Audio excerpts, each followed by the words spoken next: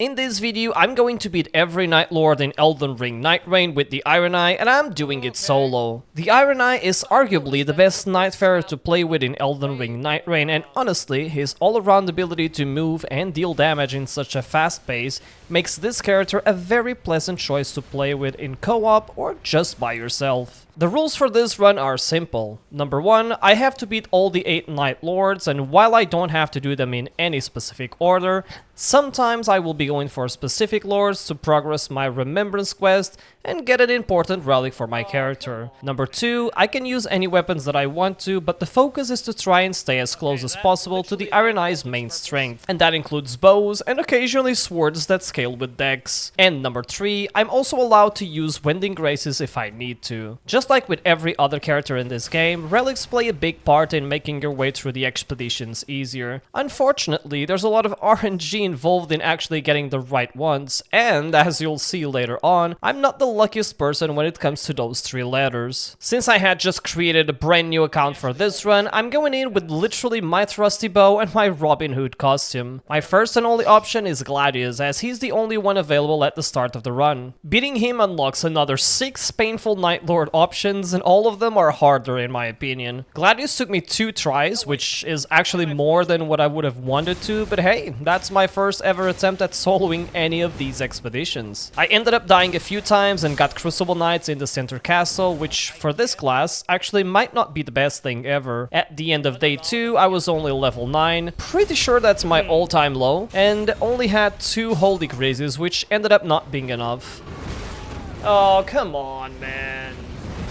That's dude. Of course it had to be a stupid thing like this. My second attempt started much better and I was able to get a +1 hornbow. I hit level 3 by beating a giant golem and also got a stone sword key from the chest in the cathedral. I hit a lightning camp where I disposed of everyone's favorite mascot. And chose the Albinaric bow because it had barrage on it. I hit one of these easy forts to take care of the knight and got some more damage for when I'm two-handing my weapon. I had an Everjail key and there was a church nearby, so it seemed pretty obvious to me what I had to do. With 5 flasks and by locking on to the ancient dragon's head, the fight turns out to be pretty easy and rewarding. 30,000 extra runes and the Earth bow with barrage. Literally the best thing we could get for Gladius. The night boss was the demi-human queen and sword master, and it was barely an inconvenience.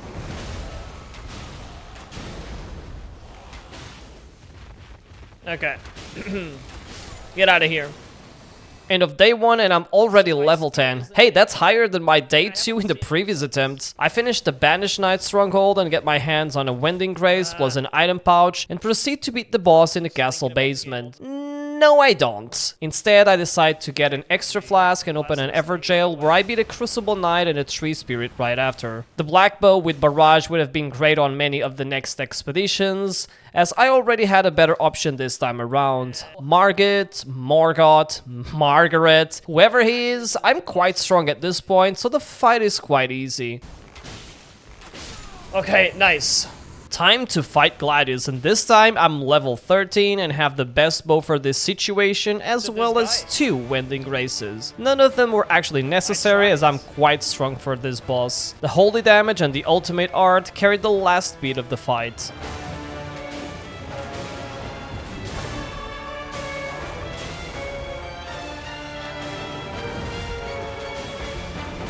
Ay, ay, ay, ay, ay. Blast it! Let's go! Easy. Didn't even die. Nice. 1 out of 8. That's a start. I can finally equip some relics, and although not the best, this stamina recovery with attacks is actually pretty decent, and the start with poison is always a good start. My plan was to get the Edge of Order relic as soon as possible, and for that I had to beat Fulgur. Unfortunately, I spent the next 5 hours of my life trying to beat the Champion of Nightglow because I kept on not getting any lightning for the fight, only to find out that I would have to beat him again. Ha! Yeah, turns out I need to actually start reading the remembrance instructions before going out for an expedition. We'll get the Edge of Order later, but hey, 2 out of 8 at the end of the day, right?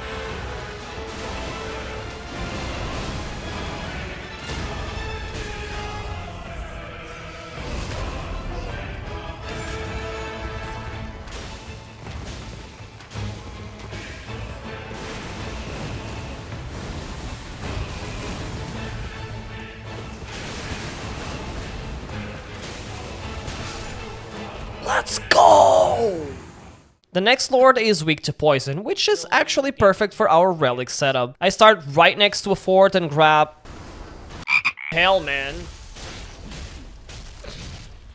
Wow, that's a nice start. As I was saying, I grab a horn bow with barrage, get to level 2, and grab a stone sword key at the top. I hit a poison camp and get a slightly better poison bow, and open an Everjail that reveals a Dragonkin soldier. Short ward because of the poison, and I'm level 6 already. On my way to another fort, I take down an Earth 3 avatar and buy my first winning grace from the merchant. Unfortunately, I end up losing myself in the blue Gatorade miss, which costs me a level and puts me up against the day 1 boss at a disappointing level 7.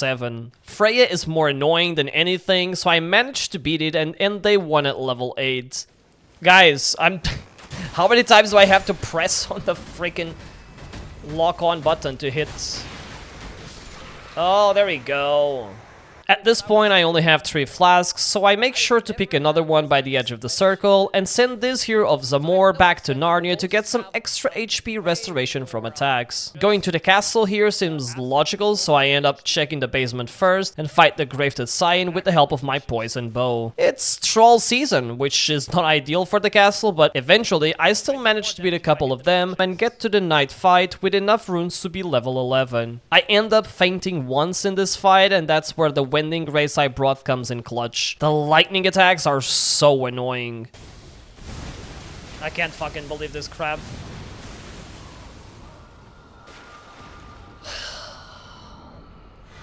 That's infuriating.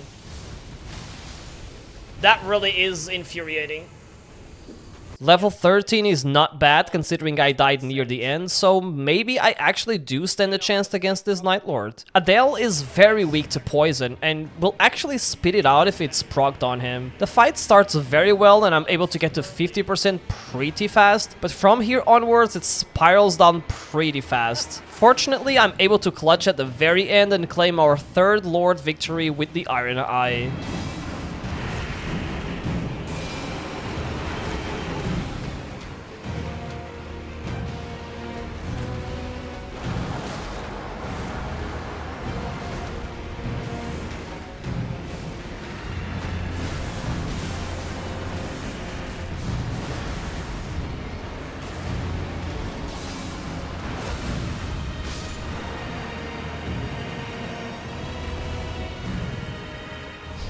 I only needed to defeat one more Lord to unlock the last one, so I picked Sentient Pest as my next victim. A true specimen of nature in video games. A Lord so well designed it almost makes me like the bosses in Demon Souls. What? For this expedition I have the Mountaintops event ongoing, which really isn't my favorite thing, but I'll have to deal with it. Early in the run I pick up a Stone Sword key, buy a Wending Grace and collect 2 extra flasks that help me face off against the Dragonkin soldier. 20k extra runes is something I'm not going to complain about. Eventually, I still managed to collect another Stone Sword key just before facing an ulcerated Tree Spirit in Night 1. Actually, my very first Tree Spirit in Nightreign. Pretty easy boss when you have years of experience in the first catacomb of vanilla Elden Ring.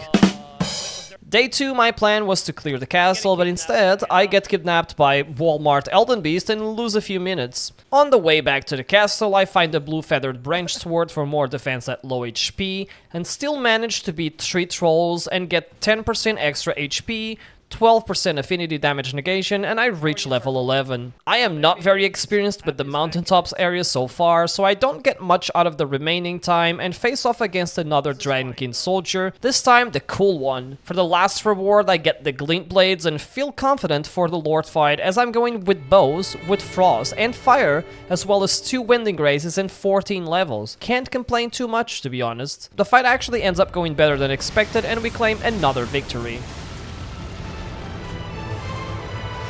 It's not over yet! What the f are you? What do you mean? What do you mean it was not over yet?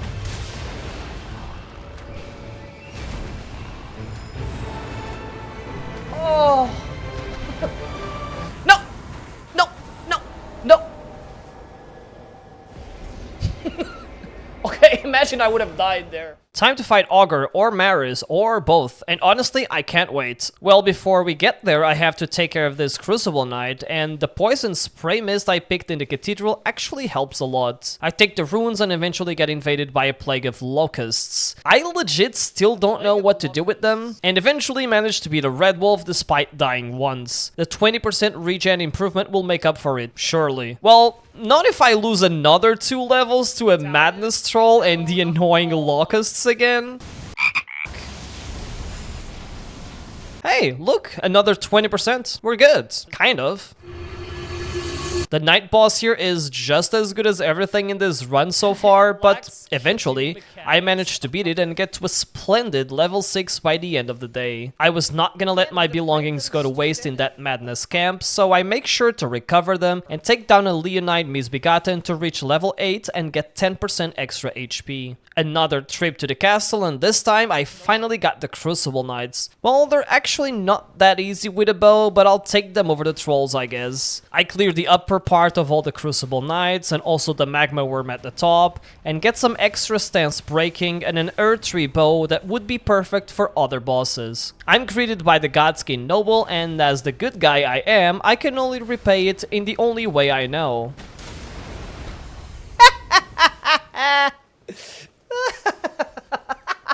Apostle shows up later, but they appear to be a little bit less aggressive this time around, despite even having a few new moves. It's actually time to face off against Maris, and honestly, I am surprised I didn't fall asleep during this fight, due to how boring it can be. It's a long fight, but in the end I prevail and take home the 5th Lord Soul. Time for a small trip back to Fulgur's domain, and now that I have activated the Remembrance, and hey, surely this time it won't take me 5 hours. Okay, I only needed 2 attempts this time, so I'll take that for sure. I can finally use the Edge of Order, and this is extra by extra, perfect for the last Nightlord, as I will get more damage and will always start with Holy, his weakness. Now, there's a reason Hellster is the actual Nightlord, so beating him proved to be quite a struggle. At 6 attempts, this was by far the hardest one of the run, and in great part because of his second phase, where he goes absolutely crazy with magic, sleep, madness, you name it. It's a tough fight. My winning attempt came in spectacular fashion as my first attempt of the day, and to be honest, I didn't even see it coming. I started by picking up a red branch shortbow with 30 holy attack points and rain of arrows as the Ash of War, and disposed of the demi-humans on day 1 to finish off at a solid level 8. With a seemingly adequate weapon for Hellster, I decided to hit the mines and collect the necessary stones to bring it all the way to purple. The rest of the way was, well, turbulent. Serious. In the basement. But I still managed to get to level 14, and best of all, collected a few holy buffs and the magnificent giant glint blades. I'm not sure if I sound excited enough, but this dormant power is absolutely nuts. Here's how the final fight went. Okay.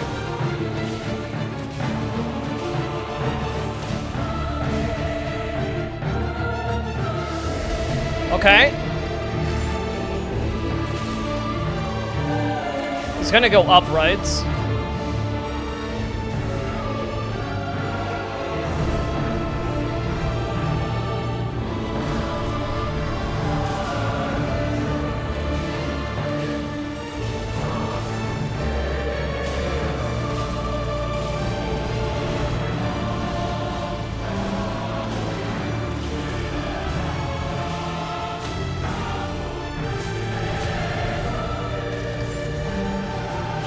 Come on! Let's go! Easy! Actual first try of the day. With this success, I was now only 2 Nightlords away from completing my Ironeye journey, and I was not really good at fighting either of them. I had only fought Caligo once before, and it was in co-op, so I was not very confident in success. To make things worse, at this point, you still couldn't conjure a shift in Earth, so I was going to miss at least a 20% buff for that final fight. My first day was spent in the company of trolls, and I mean it literally. What the fu- I'm a bit confused. And by the end of the night, I actually got to fight Godric and saw some of his new tricks. For day 2, I found a straight sword with rods that was actually very helpful to clear the bosses in this area, and picked the purple black bow just before fighting everyone's favorite booty. Boss. It's really great to see some old bosses back in this game, but it kind of cooped me as I was near death 2 times. Again, I can't say I was confident for this fight at all, but after what looked like 5 long hours, I managed to beat it first try. Sheesh, not even close, man. With only the goat left to beat... Oops, sorry, wrong footage. I was pretty much ready to grind this Nightlord the rest of the stream, and while the first attempt kind of confirmed that, well, the first real attempt, I was far from guessing it would have come this soon. I made my way to Libra with a hard bow with barrage on it, and I was kind of stacked on wending graces. Trust me, I would need all of them. And the rest, well, the rest is history.